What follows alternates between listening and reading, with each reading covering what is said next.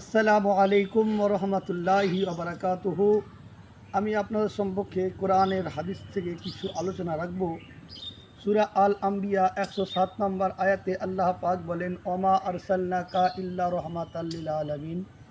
হে নবী, হে রসুল, আমি আপনাকে দুনিয়ার মধ্যে প্রেরণ করি নাই, দুনিয়ার মধ্যে পাঠিয়েছি তো রহমাতুল লিল আলামিন করে পাঠিয়েছি।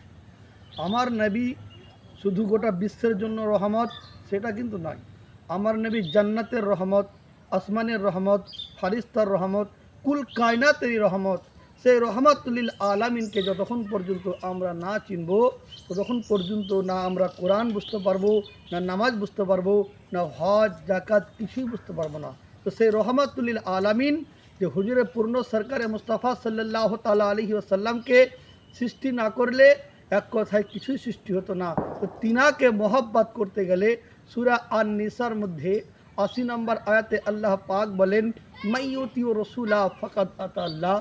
যে ব্যক্তি আমার রসুলের ইতায়াত করলো সে যেন আল্লাহরই ইতায়াত করলো। তো মুসলমান, আমরা মুসলমান হয়েছি, সির্ফ মুসলমান হয়েছি, ইমানদার হতে পারিনি যতক্ষণ পর্যন্ত আমি ইমানদার না হব, ততক্ষণ পর্যন্ত পরহেজগার মুত্তাকি মুমিন না হব, ততক্ষণ পর্যন্ত যদি আমি নামাজ পড়ি, কোরআন পড়ি, তো আপনার কোনো কাজেই লাগবে না। তাহলে বোঝা গেল নামাজ পড়তে গেলে নামাজের আগে সর্বপ্রথম হুজুর পূর্ণ সরকারে মুস্তাফা সাল্লাল্লাহু তাআলা আলাইহি ওয়াসাল্লামকে मोहब्बत করতে হবে। की मोहब्बत की वफ़ा, तूने तो हम तेरे है, ये जहाँ क्या चीज़ है लौहे कलम तेरे है। उनार मोहब्बत बेगाएर अपनी কোরবানি করবেন, কোরবানি কবুল হবে না। উনার মোহব্বত বেগায়ের আপনি রোজা রাখবেন, রোজা কবুল হবে না।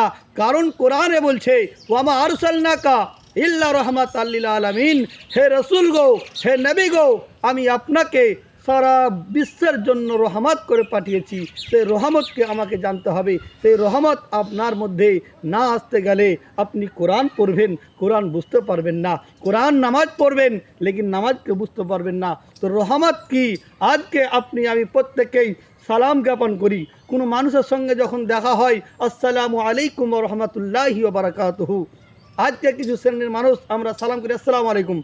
সালামের অর্থ এরকম নাই আসসালামু আলাইকুম মানে তোমার মরণ হোক। আর যে সালাম আসসালামু আলাইকুম রহমতুল্লাহি ওয়া বারাকাতুহু, সালামের অর্থ হচ্ছে তোমার ওপর আল্লাহর রহমত বর্ষিত হোক। আর আপনি যখন সালামের উত্তর দিবেন, আপনার ওপরেও আল্লাহর রহমত বর্ষিত হোক। রহমতকে জানতে হবে। রহমাতুল আলামিন সেই, তিনি হচ্ছে হুজুরে পাক সরওয়ারে কায়নাত। উনাকে মোহব্বত করতে হবে। উনার মোহব্বত ছাড়া নামাজ হতে পারে না। কোরআনেই বলছে সূরা আন-নিসার মধ্যে যেমন বললাম, মাইয়ুতি ও রসুলা ফাকাদ আতা আল্লাহ। যে ব্যক্তি আমার রসুলের ইতায়াত করলো, যে ব্যক্তি আমার রসুলের মোহব্বত করলো, সে যেন আল্লাহরই মোহব্বত করলো।